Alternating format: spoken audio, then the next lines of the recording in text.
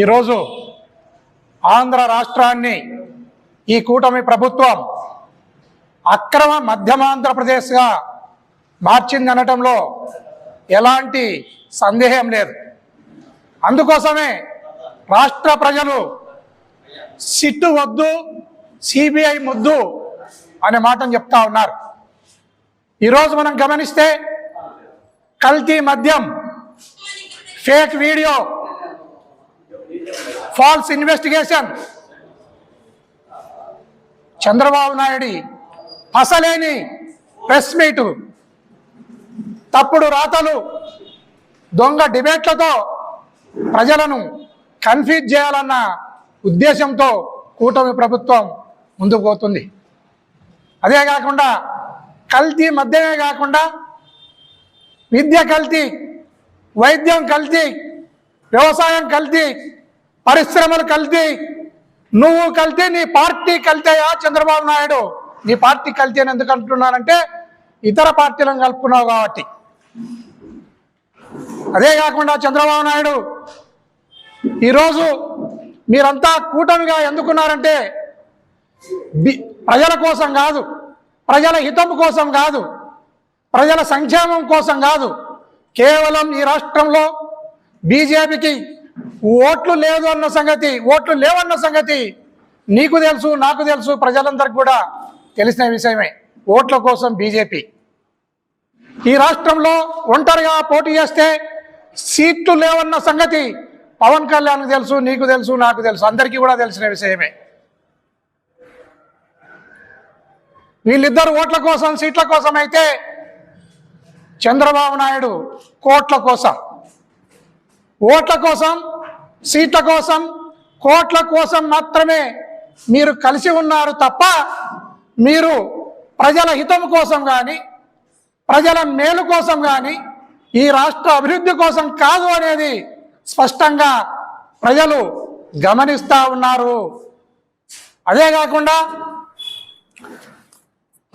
స్వర్గీయ మహానుభావుడు ఎన్టీ రామారావు గారు చెప్పిన మాటలు, నీవు ఒక మేకవన్య పులివి, గుంతకాటి నక్కవు, నువ్వు ఒక ఔరంగజేబువు, గాంధీని చంపిన గాడ్సేవు. ఈ మాటలు నేనంటున్నది కాదు, నీకు స్వయాన బిడ్డనిచ్చిన మామ, ప్రపంచ ప్రఖ్యాత నటుడు స్వర్గీయ ఎన్టీ రామారావు చెప్పిన మాట. నేను ఒక మాట చెప్తా ఉన్నా, నువ్వు గుంత నక్కవు, మేకవన్య పులే కాదు, అంతటి ఏనియ లాంటి ఎన్టీ రామారావుని మింగిన దోమవు. అలాంటి ఏనియన్ మింగిన ఈ దోమకు పవన్ కళ్యాణ్ అనేవాడు ఒక లెక్క లేదు, జమ లేదు. నిన్ను కూడా ఎన్నడైనా మింగేస్తాడు, నువ్వు ఇది గుర్తుపెట్టుకోవాలని పవన్ కళ్యాణ్ గారికి కూడా ఈ సందర్భంగా తెలియజేస్తున్నాను. ఈ రాష్ట్రంలో ఎక్సైజ్ నుంచి, అబ్కారీ నుంచి వచ్చే ఆదాయం చారాన ఖజానాకు, బారాన చంద్రబాబు నాయుడు జోబులేకి అనేది మనం మర్చిపోకూడదు. ఈ చారాన బారాన విషయం ఇలానే కొనసాగితే ఈ రాష్ట్రం దివాలా తీయక తప్పదు. ఈ మీడియా ద్వారా ఒక విషయాన్ని మనం ప్రజలకు తెలియజేయాల్సిన అవసరం ఉంది. అయ్యా చంద్రబాబు నాయుడు గారు, నువ్వు ఒక ఫేక్ వీడియోను రిలీజ్ చేయించి బోడుగుండుకు, మోకాలకు ముడేయాలనే ప్రయత్నం చేస్తున్నావు. జోగి రమేష్, నువ్వు భయపడనక్కర్లేదు. ఎప్పుడు కూడా బోడుగుండుకు, మోకాలకు ముడి పడదు. వేయాలని ప్రయత్నం చేస్తే అది అర్థరహితమని ఈ సందర్భంగా తెలియజేస్తున్నాను. ఈ రాష్ట్రంలో ప్రతి పల్లెలో 4-5 బెల్ట్ షాపులు, బజారుకు ఒక బ్రాందీ షాపు, దేవాలయాల పక్కల, గుళ్ళ పక్కల, బల్ల పక్కల కూడా ఈ బెల్ట్ షాపులు, బ్రాందీ షాపులు.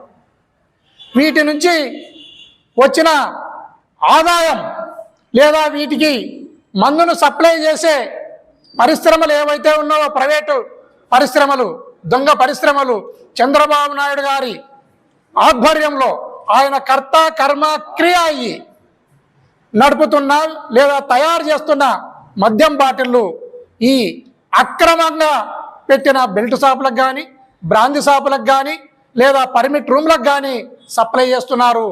తయారైన ప్రతి 3 బాటల్లో ఒక బాటల్ చంద్రబాబు నాయుడిది జనం లేకొస్తా ఉంది, డబ్బులు ఆయన జోబు లేకపోతా ఉన్నాయి.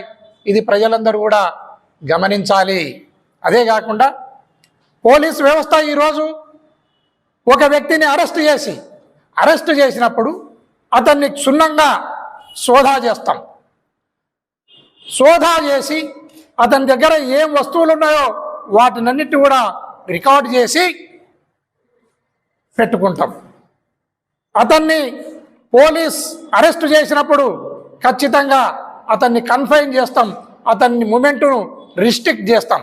అట్లాంటిది స్వయంగా పోలీస్ ఆఫీసర్లే దగ్గరుండి అతనితో ఒక వీడియోను రికార్డు చేయించి అది కూటమి ప్రభుత్వానికి అనుకూలంగా రికార్డు చేయించి దాంట్లో మన జోగి రమేష్ను ముద్దాయిగా చూపిస్తూ ఒక వీడియోను రికార్డు చేసి పెట్టడం అనేది చాలా దుర్మార్గమైన చర్య. ఇప్పటికైనా ఈ ప్రభుత్వం పోలీస్ పట్ల ఎలా వ్యవహరిస్తుందో పోలీసులందరూ కూడా గమనించాలి. ఇప్పటికే ఐపీఎస్ ఆఫీసర్లు జైల్లో పోవడం జరిగింది.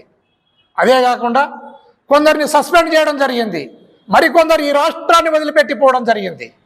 అనేక రకాల ఇబ్బందులు పడుతున్న సంగతిని పోలీస్ వ్యవస్థ మరవరాదు. ఈ ప్రభుత్వం వాడుకున్న కాటికి వాడుకొని ఆ తర్వాత గోటితో కొట్టే నైజం కలిగిన వాడు చంద్రబాబు నాయుడు. ఈ వీడియో మీద మళ్ళీ అతనే ఎంక్వైరీ చేసి ఆ వ్యక్తి చంద్రబాబు నాయుడే మిమ్మల్ని జైల్లో పంపడానికి కూడా సిద్ధమవుతారు. దీన్ని పోలీస్ వ్యవస్థ ఖచ్చితంగా గుర్తించాలి. అదే కాకుండా ఈ రాష్ట్రంలో అక్రమంగా ఏదైతే చంద్రబాబు నాయుడు సంపాదిస్తున్నాడో, వ్యవస్థలను మేనేజ్ చేస్తున్నాడో, దీనిని ఖచ్చితంగా బీజేపీ తర్వాత పవన్ కళ్యాణ్ ఇద్దరు కూడా గుర్తెరగాలి. గుర్తెరిగి రేపు ఈ కర్నూలు జిల్లాకు గౌరవ ప్రధానమంత్రి నరేంద్ర మోడీ గారు వస్తున్నారు. ఈ గఠబంధన్ గలీజ్ హై, చంద్రబాబు నాయుడు చోర్ హై, ఖజానాకు చారానా, చంద్రబాబు నాయుడు జోబులోకి బారానా అనే విధంగా ఈ రాష్ట్రం పోతా ఉంది. దీని మీద యాక్షన్ తీసుకోమని ప్రధానమంత్రి గారికి తెలియజేయాలని బీజేపీ వాళ్ళను, పవన్ కళ్యాణ్ని నేను కోరుతున్నాను. దయచేసి రేపు ప్రధానమంత్రి గారు వస్తున్నారు. మీడియా ద్వారా ప్రధానమంత్రి గారికి నేను తెలియజేయటం ఏమంటే, ఆంధ్రప్రదేశ్ రాష్ట్రం యొక్క ప్రజల యొక్క ఆరోగ్యాన్ని, ఆర్థిక పరిస్థితిని కాపాడే బాధ్యత మీ పైన ఉంది. నేను వైఎస్ఆర్ కాంగ్రెస్ పార్టీ అధికార ప్రతినిధిగా, నేను ఒక వైఎస్ఆర్ కాంగ్రెస్ పార్టీ కార్యకర్తగా నేను డిమాండ్ చేస్తున్నాను, నేను వేడుకుంటున్నాను. ఆంధ్రప్రదేశ్ ప్రజల యొక్క ఆరోగ్యాన్ని, ఆర్థిక పరిస్థితిని కాపాడే బాధ్యత మీ పైన ఉంది. నా ద్వారా బీజేపీ వాళ్ళు, పవన్ కళ్యాణ్ తెలుసుకొని దీన్ని మీరు తొందరలోనే ప్రధానమంత్రి నరేంద్ర మోడీ గారికి తెలియజేసి దీని మీద పరిశీలన చేయమని, దీని మీద యాక్షన్ తీసుకోమని తెలియజేయవలసిందిగా నేను బీజేపీ వాళ్ళను, పవన్ కళ్యాణ్ని కోరుతున్నాను. దయచేసి దీన్ని బీజేపీ వాళ్ళు, పవన్ కళ్యాణ్ ఇద్దరు కూడా మరవరాదని నేను తెలియజేస్తున్నాను. అదే కాకుండా ఈ రాష్ట్రంలో పోలీస్ వ్యవస్థ చాలా నిర్వీర్యమైపోయింది. ఇలా నిర్వీర్యం అయిపోతే ఇది ఏ పార్టీకి కానీ, ఏ ప్రాంతానికి కానీ మంచిది కాదు. దయచేసి ఇప్పుడైనా పోలీస్ వ్యవస్థ మేల్కొనాలి. చట్ట ప్రకారం తమ ఉద్యోగాన్ని తాము చేస్తూ, చట్టాన్ని పరిరక్షిస్తూ, నేరస్తులను, నేరాలను అరికడుతూ, మంచి వాళ్ళను రక్షిస్తూ, మంచి ప్రజలకు భద్రతను కల్పిస్తూ ముందుకు వెళ్ళాలని పోలీసు వ్యవస్థను కూడా నేను కోరుకుంటున్నాను. అదేవిధంగా ఇప్పటికే ఈ రాష్ట్రంలో 5-6 వేల కోట్ల దోపిడీ ఈ మద్యం ద్వారా జరిగింది. మద్యం ద్వారా ఈ నేరము జరిగితే దీనిని మా పార్టీ పైన వేయాలి, మా పార్టీ లీడర్లను ఈ కేసుల్లో ఇరికించాలి అన్న ఒక దురుద్దేశంతో చంద్రబాబు నాయుడు గారు ముందుకెళ్తున్నారు. ఇది అయా చంద్రబాబు నాయుడు, నీకు మంచిది కాదు, నువ్వు దొరికినావు, అనేక సార్లు కూడా నువ్వు దొరుకుతా ఉన్నావు. ఈ సందర్భంగా ఇంకో విషయం నేను గుర్తు చేస్తున్నాను. ఈ మధ్యలో మన జోగి రమేష్ గారు ప్రెస్ మీట్ పెట్టి ప్రెస్లో వెంకటేశ్వర స్వామి మీద ప్రమాణం చేయి, లేకుంటే లైట్ డిటెక్టర్కి దగ్గరికి ఇద్దరం పోదాం టెస్టుకు అనే మాటను మాట్లాడినావు. రమేష్, ఇక్కడ నువ్వు పొరపాటు చేస్తున్నావు. ఆయన చంద్రబాబు నాయుడు గారు వెంకటేశ్వర స్వామి మీద ఒట్టేసి బయటకు వచ్చి పంగనామాలు పెట్టి లైట్ డిటెక్టర్ కూడా దొరకకుండా అద్భుతంగా అబద్ధాలు చెప్పే వ్యక్తి చంద్రబాబు నాయుడు. నువ్వు దీనికి మాత్రం ఒప్పుకోవద్దు. ఇంకో టెస్ట్ ఏదైనా ఉంటే కొత్త టెస్టును ఆయన కోసం కనిపెట్టాలి తప్ప ఈ టెస్టులకైతే ఆయన దొరకడు, దేవునికి దొరకడు. లైట్ డిటెక్టర్కు దొరకకుండా కన్నార్పకుండా అద్భుతంగా అబద్ధాలను చెప్పే వ్యక్తి చంద్రబాబు నాయుడు. దయచేసి దీనిని మన జోగి రమేష్ విరమించుకుని ఇంకో కొత్త టెస్టుకు ప్రతిపాదనలు చేయాలని ఈ సందర్భంగా కోరుతున్నాను. అదేవిధంగా ఈ రాష్ట్రంలో శాంతి భద్రతలు కరువైపోయినాయి. ఎక్కడ చూడు అలజడులు, ఎక్కడ చూడు అల్లర్లు, ఎక్కడ చూడు వైఎస్ఆర్ కాంగ్రెస్ పార్టీ కార్యకర్తల పైన కేసులు నమోదు చేయడం, రిమాండ్లకు పంపడం, అనేక రకాలుగా హింస పెట్టడం. నిన్నటికి నిన్న మా ఎంపీ మిథున్ రెడ్డి గారి ఆఫీసుల పైన 4 ఆఫీసుల పైన సిఐడి వాళ్ళు, సిట్ వాళ్ళు దాడులు చేయడం జరిగింది.